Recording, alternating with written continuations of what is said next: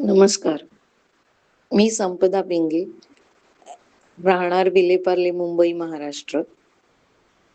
गेल्या वर्षभर साधारण मार्च 2025 पासून मी या गीताताईंच्या श्रीमद भगवद्गीता अभ्यास वर्गाची एक विद्यार्थिनी आहे. हा एक युनिक अभ्यास वर्ग आहे. कारण गीताताई नेहमीच इन्सिस्ट करतात, की हा अभ्यास वर्ग म्हणजे नुसतं बसून ऐकणं नाही, तर तुमचं ॲक्टिव्ह पार्टिसिपेशन अपेक्षित आहे. त्यासाठी ते दर आठवड्याला मननाचा प्रश्न देतात. गीतेचा नुसता अभ्यास नाही करायचा, तर ती आचरणात कशी आणता येईल, यासाठी गीताताई नेहमी प्रयत्नशील असतात. मग त्या आम्हाला मननाचे प्रश्न देतात. आम्हाला गुरुवारी एखादी छोटीशी गोष्ट सांगायची असते. नुसते प्रश्न देऊन त्या थांबत नाहीत, तर ते प्रश्नावर चर्चा करायची, त्याचं उत्तर लिहायचं, यासाठी त्या आम्हाला उद्युक्त करतात.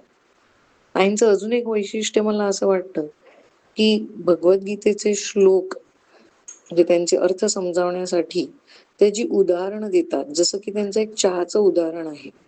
म्हणजे आपण एखाद्यासाठी चहा केला किंवा आपण दुसऱ्याच्या हातचा चहा प्यायला, तर या दोन्ही वेळी आपण फक्त ती चहा करण्याची किंवा चहा पिण्याची क्रिया करायची असते. बाकी काही अपेक्षा ठेवायची नसते. तसंच त्यांचं अजून एक उदाहरण आहे, की अमेरिकन शेजाऱ्यासाठी अंगणात अंडी पुरून ठेवण्याचं. अशा छोट्या-छोट्या उदाहरणातनं निष्काम कर्मयोग हे जे भगवद्गीतेचं महान सूत्र आहे, ते त्या इतकं सोपं करून सांगतात आणि मग असं वाटतं, की हे आपल्यालाही जमू शकतं. आपणही अशा